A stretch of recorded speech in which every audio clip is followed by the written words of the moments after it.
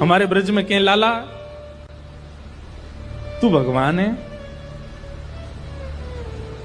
ठाकुर जी बोले काय को मधुमंगल तू ये काय को पूछ रहा हो? बोले ना ना, हमने ऐसी सुनी है कि जब गर्गाचार्य जी आए ना तो वो कह के गए कि यशोदा मैया तुम्हारो लाला नारायण समान गुण ही है, और तेरी हरकतन ते हुए ऐसा लगे कि तू कहीं भगवान तो ना है।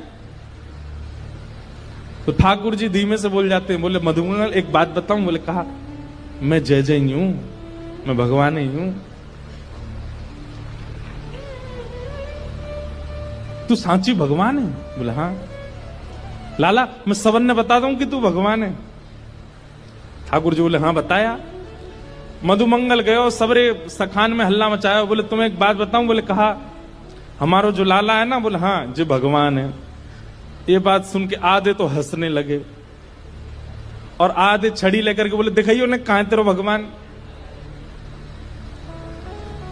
ठाकुर जी निकल के आए कुंज से, आज बड़ी अदा से निकल के आए। ए मधुमंगल सीताम प्रणाम करो, हम भगवान हैं।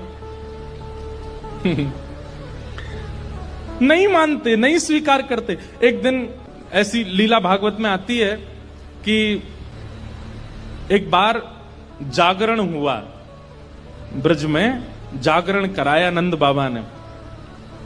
जागरण का मतलब है पूरी रात जग करके अपने इष्ट का स्मरण करना, वो जागरण है।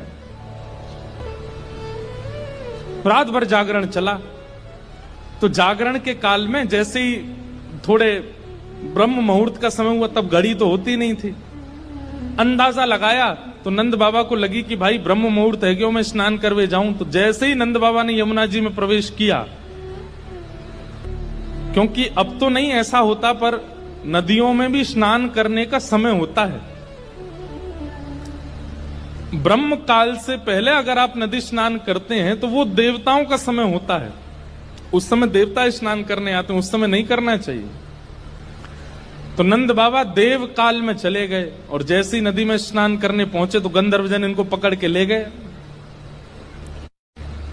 जब नंद बाबा बहुत देर तक नहीं आए तो सबने जाके ठाकुर जी से कही, तो ठाकुर जी गए और ठाकुर जी ने यमुना जी में प्रवेश करके गंधर्व लोक में जाकर के नंद बाबा को वहां से छुड़ाया और वापस लेकर के आए।